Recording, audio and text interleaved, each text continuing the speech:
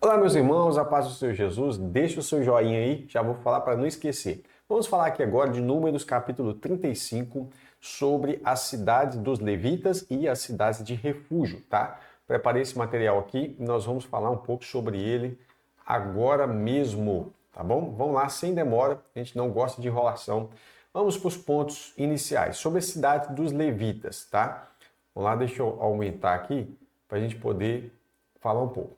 Primeiro, os filhos de Israel devem dar aos levitas, lembrando, né, os levitas são aqueles da linhagem dos sacerdotes, etc e tal, né? Os levitas, eles não receberam território. Se você olha o mapa de Israel, nas 12 tribos não tem a tribo de Levi, ou seja, não tem o território de Levi. Isso não significa que não existe o povo, a tribo de Levi, tá? Essa tribo não recebeu terra, território, né? Um território demarcado, mas recebeu cidades. Afinal de contas, eles têm que morar em algum lugar.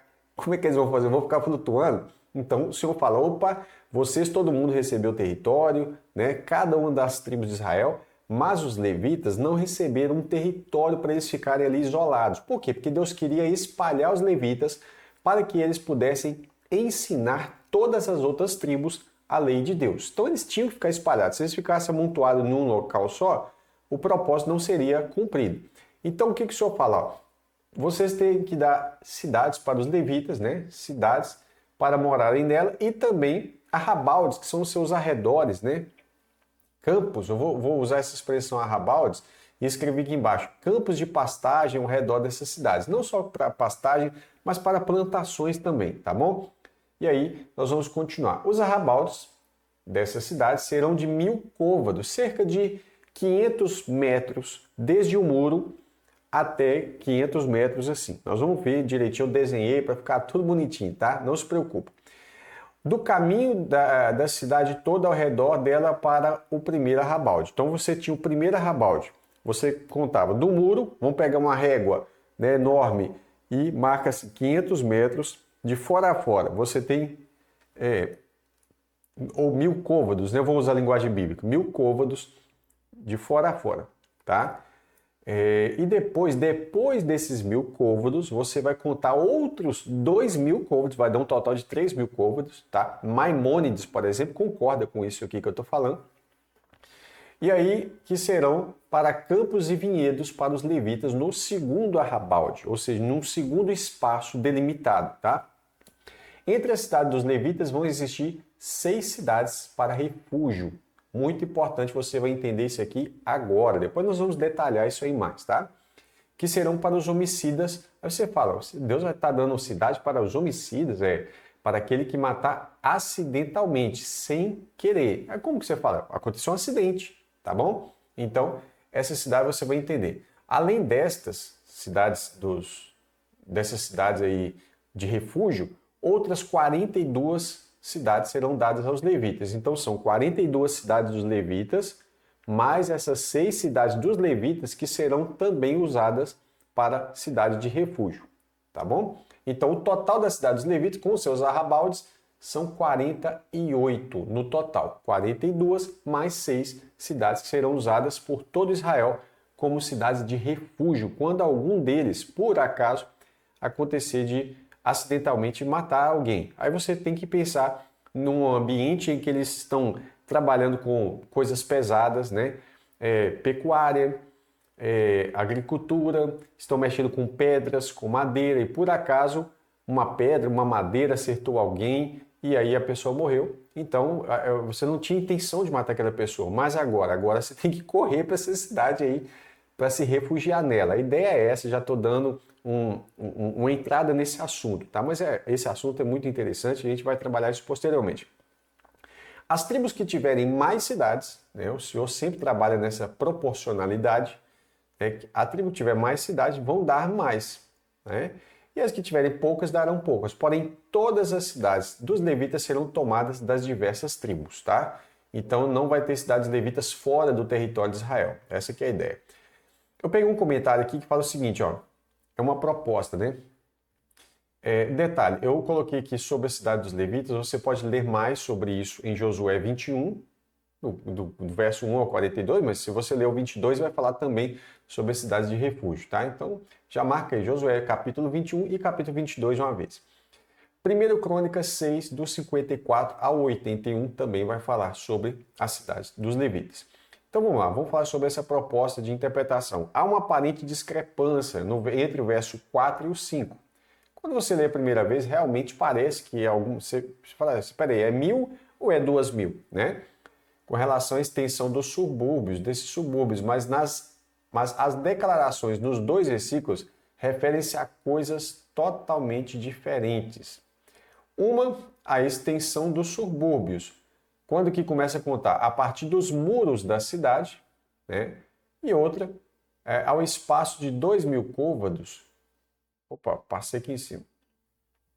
A partir da sua extremidade.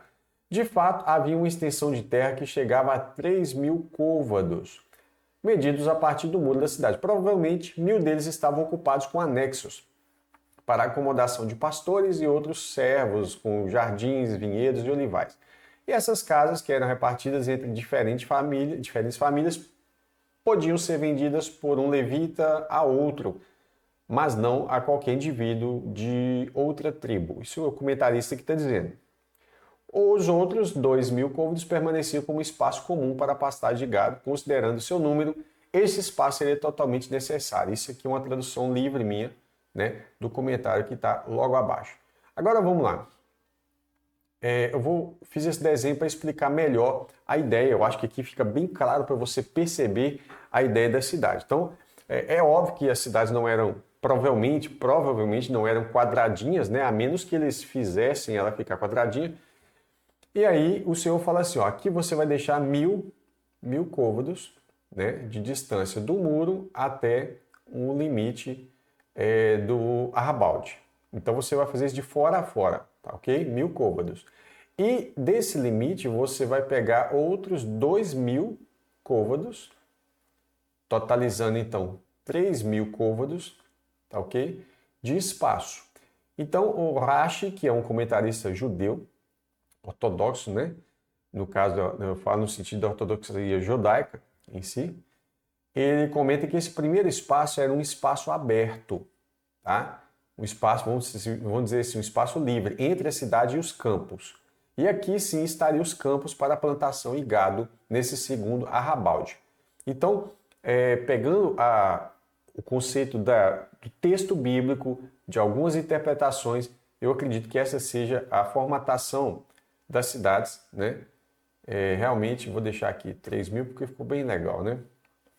Vamos lá. Acredito que essa seja a formatação do que está escrito aí para nós, tá bom? Vamos continuar. Eu peguei um texto de Levítico que fala assim, contudo, porque o comentarista, eu falei assim, ó, você deve ter percebido que eu falei assim, isso aqui é o comentarista que está dizendo. Por quê? Porque no texto bíblico diz o seguinte, contudo a cidade dos levitas e as casas das cidades de sua possessão, os levitas poderão resgatá-las. Significa que eles poderiam, a qualquer tempo, que eles poderiam vender, né, essas casas e depois resgatar a qualquer momento, diferente de outras pessoas, tá? E se um homem comprar dos levitas? Esse homem não está especificando que é um homem levita que está comprando.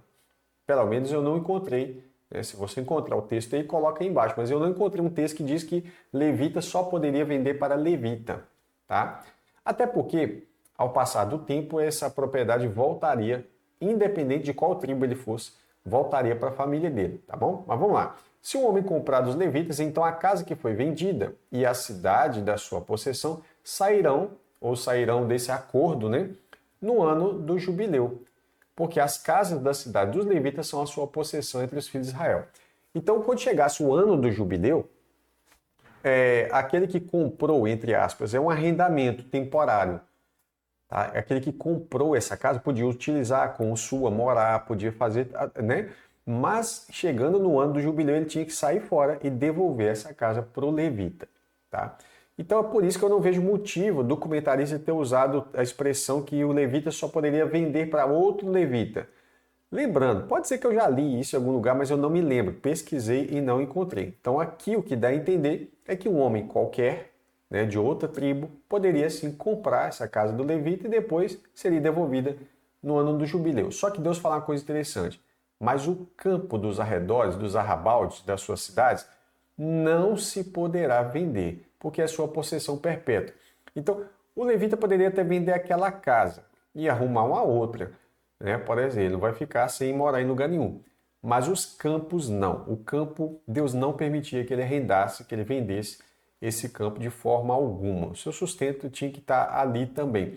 Lembrando que os levitas, eles recebiam ofertas, né, os dízimos, as contribuições que vinham ao tabernáculo, os sacerdotes e tudo mais, mas nem por isso eles deixavam de ter posses e bens, tá bom? Que é um engano, muita gente pensa que eles não tinham posse nenhuma, e não é bem assim que funcionava. As cidades dos levitas é um dos exemplos, mas eles recebiam também coisas relacionadas a dinheiro, a ouro, prata e coisas desse tipo também, tá bom?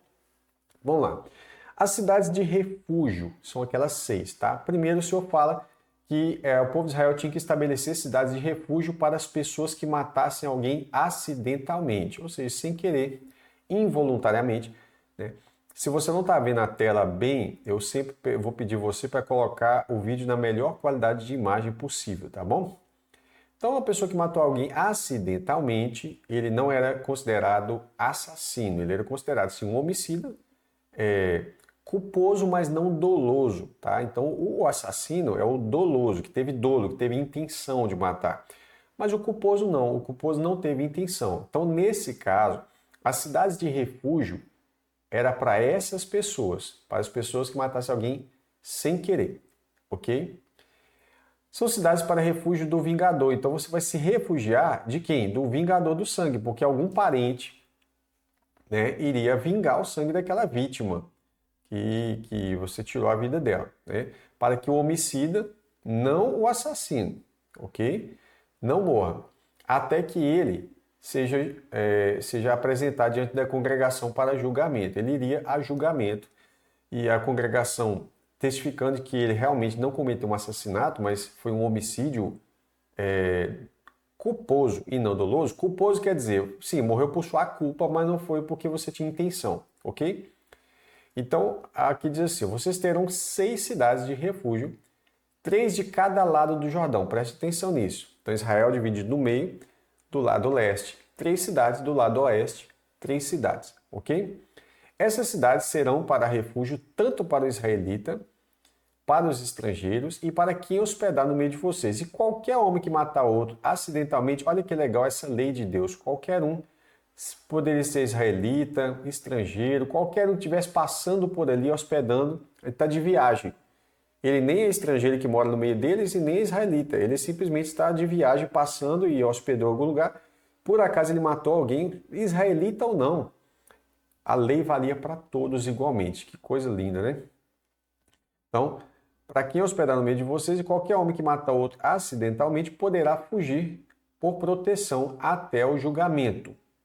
Tá, vamos continuar. Quem não poderia usar cidades de refúgio? Quem feriu outro com instrumento de ferro? A pessoa vai falar, eu peguei um ferro e feriu intencionalmente, tá? Isso por inimizade. Então, por exemplo, suponhamos que eu sou testemunha de uma briga entre você e outra pessoa, eu e outra pessoa somos testemunhas, né? E aí a gente viu que você pegou um pedaço de ferro, acertou a pessoa e a pessoa morreu. Isso aí foi intencional. Então você não é considerado um homicida sem intenção, mas isso é assassinato. Então na Bíblia sim é pena de morte ou pena capital. E o Senhor fala que essa pessoa deveria ser morta. Não é o julgamento deveria ser em cima desses critérios. Se você também feriu outra pessoa com pedra, você pegou uma pedra e pá, acertou a pessoa, então você sim é um assassino, e todo assassino na Bíblia, pena de morte. Paulo até fala algo semelhante assim em Romanos, tá? Se você pesquisar lá, você vai ver sobre isso. Vamos lá. Quem feriu o outro com instrumento de madeira? Agora que eu vi que o 4 apareceu o 5 aqui, mas o 5 não, né? Então o 5 deveria ser aqui. Vou corrigir, tá? Mas vamos lá. Então, se você pegou um pedaço de ferro, de pedra, madeira para acertar alguém intencionalmente, então isso é assassinato, né? Diferente de simplesmente um homicídio, o que não era considerado assassinato na Bíblia. Tá? 3 circunstâncias. Quem aplicava a pena de morte, tá? Não era considerado assassino, porque faz parte da legislação nacional e Deus colocou essa lei, então quem aplicava a pena de morte de forma justa, obviamente, não era culpado de assassinato. Atos de guerra, ou seja, quem ia para uma guerra legítima, evidentemente, e ali ele ou era matar ou morrer, quando ele matava alguém, ele não era assassino. E também quando essa pessoa estava em legítima defesa. Então, esses três critérios na Bíblia não são considerados como assassinato. Tá? Assassinato é quando alguém, sem motivo algum, ou por inimizade, qualquer coisa, inveja, como Caim, né? Por exemplo, tirava a vida de outra pessoa. Mas quando era no sentido de autoproteção do indivíduo ou da nação, isso é, no caso da guerra, está tendo uma invasão e o exército tem que se prontificar. Né? Uma ação policial justa, vamos dizer assim, não é considerado assassinato por Deus, tá? E também a aplicação de pena de morte não é considerado por Deus quando esses motivos são motivos, evidentemente, que não é um motivo assim, pena de morte porque a gente não... por um motivo fútil que não tem nada a ver. Não é isso, né? Então a gente inventa uma lei aí, por exemplo, de perseguição a alguém especificamente por... Ou seja, isso é o uso da máquina governamental para perseguição, né? Não é essa que é a ideia. Então, lembra desses 3 pontos. Continuando. O vingador do sangue, ao encontrar um homicida, deverá matá-lo. Sim, ele era assassino, então tinha que acertar ele. Esse que está escrito aqui em Números 35:19. Deus não iria considerar esse vingador do sangue como alguém, como um assassino. Não, de forma alguma, tá? Então vamos lá. Agora um detalhe. Se empurrar alguém com ódio, com inimizade, ou arremessar-lhe, você empurrou ou arremessou alguma coisa esperando que ela morra, ou por inimizade, o ferir na sua mão, com a sua mão, com o soco, foi batendo nele, né, e ele morrer, aquele que o feriu certamente será morto. Então, essa é a lei, né? Porquanto é um homicida, né? E o vingador de sangue matará o homicida quando o encontrar. Então, é quase que um mandamento, né? Se você for ali, então, quando eu encontrar ele, o vingador de sangue deveria vingar esse sangue inocente. Mas se fizer uma dessas coisas sem intenção ou sem vê-lo, não buscando o seu mal, tá? Então, por exemplo, você jogou uma pedra por um lado e você queria acertar lá um animal porque você estava caçando e por acaso acertou alguém e essa pessoa morreu. Você não arremessou essa coisa para cima da pessoa com intenção de matar, não foi por inimizade, você não quis ferir essa pessoa, mas aconteceu sem intenção, você não viu e você não fez algo buscando, né? Ou você não fez algo buscando o mal dessa pessoa. Então a congregação julgará entre aquele que feriu e o vingador, segundo estas leis. Quais leis? Que nós acabamos de ver, tá? Essa pessoa feriu essa pessoa com um instrumento de ferro? Foi? Como é que foi? O que aconteceu? Tal. E aí tem um detalhe interessante que a gente vai ver no próximo quadro aqui, tá? Detalhe, se aquela pessoa que feriu alguém sem querer, se ela sair da cidade, poderá ser morto pelo vingador de sangue, ou seja, não sai, você tem proteção dentro da cidade de refúgio. Se você sair, o vingador de sangue vai te acertar. E ele não vai ter culpa, porque é você que está em desobediência, tá? Se ele permanecer na cidade, você fala, tá, mas se ele sair, ele tem uma maldição, né? Porque ele pode acabar sendo encontrado pelo vingador de sangue e ser morto. Mas e se ele permanecer? Ele vai ficar lá a vida inteira? Não. Se ele permanecer, poderá voltar para a sua cidade após a morte do sumo sacerdote. Então, ele está sob a proteção do sumo sacerdote, tá? Nacional. Então, quando aquele sumo sacerdote morria, acabou todo tipo de discussão. Por quê? O sumo sacerdócio é como se fosse assim o que define todo tipo de julgamento na nação. Quando ele morria, meio que prescreveu aquilo ali. Já não, o vingador do sangue não pode mais ir atrás dessa pessoa. Tá? Então ele tinha que ficar ali e, entre aspas, ele tem uma pena, porque uma vida foi tirada, mesmo que inconsciente. Qual é a pena dele? Ficar preso, entre aspas, dentro da cidade de refúgio. Lá dentro ele estava livre, mas não podia sair para fora. Se saísse, ele corria o risco de ser pego pelo vingador do sangue, tá bom? Entendeu aí? Acho que mais claro que isso tem jeito não, né? E por fim, outros detalhes igualmente importantes desta lei. A pena de morte só poderia ser aplicada havendo no mínimo 2 ou 3 testemunhas. A Bíblia diz em vários outros versos, que pela mão de uma só testemunha, pela boca de uma só testemunha, ninguém poderia ser morto. Foi por isso, exatamente por isso, que aquela mulher que foi pega em adultério, ela não foi morta. Jesus sabia que ela tinha pecado. E qual era a pena para quem pecava daquele jeito? Era sim o apedrejamento. Ela estava sozinha, o homem que adulterou com ela não estava ali, mas Jesus sabia que ela tinha pecado, tá? Então, aqueles homens que foram embora por quê? Quando Jesus fala assim, aquele que não tem pecado, atire a primeira pedra. Do mais velho para o mais novo, todos foram indo embora. Por quê? Qual era o pecado que eles tinham? Eles estavam fazendo um julgamento injusto. Por quê? Eles queriam fazer uma armadilha para Jesus. A Bíblia diz que as mãos das testemunhas têm que ser as primeiras contra a vítima. Porém, ao estar irregular, eles queriam que Jesus agisse de forma impulsiva e falasse, tá certo, pode matar ela. E aí eles acusariam ele de ser um falso mestre, porque um falso mestre tem que saber que a pena de morte só pode ser aplicada com 2 ou 3 testemunhas. Ok? Quando todos eles foram embora, sobrou uma testemunha que é Jesus. Então, pela própria lei, ela foi salva. Então, por que eu falo isso? Porque quando Jesus olha para ela, ele fala, vai, não peques mais. Ele sabe que ela estava em pecado, mas ele é a única testemunha que sobrou. Então, nenhuma das testemunhas teve coragem de pegar e atirar a primeira pedra, porque tinha que estar ali naquele momento os dois. Eles promovendo um julgamento injusto para acusar Jesus, não tiveram coragem de atirar a pedra porque eles seriam acusados de falsos mestres. Entendeu aí? Então vamos lá. A pena de morte só poderá ser aplicada havendo no mínimo 2 ou 3 testemunhas. O homicídio intencional, isso é o assassino, certamente deverá ser morto. Então esse aqui não tem escape para ele. Ele vai pagar, não adianta, não tem que pagar nada. A única coisa que serviria para pagar, no caso dele, é a própria vida mesmo, tá? Tirou uma vida. Agora, o homicídio intencional, esse não é o assassino, né?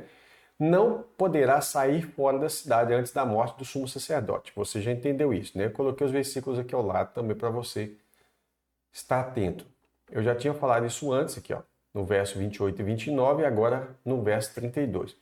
Agindo dessa forma, a nação, a terra de vocês não será contaminada, tá? Pelo sangue derramado injustamente. O sangue do assassino intencional, né?